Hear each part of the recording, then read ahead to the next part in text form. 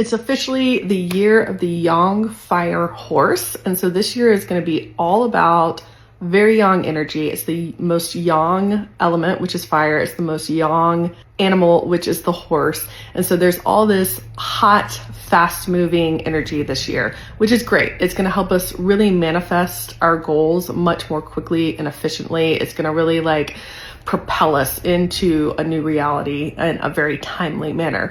But all that yang energy can lead to depletion, overwhelm, kind of like a feeling of burnout because we're running too hot. It's going to be really important this year to take time for yourself just to rest, to replenish. You may want to eat more cooling, nourishing yin foods. Certainly work with your acupuncturist to make sure that you are nourishing yourself and keeping your yin energies balanced with this yang fire horse energy of 2026. For the full lowdown on the year of the fire horse, check the blog link in my bio.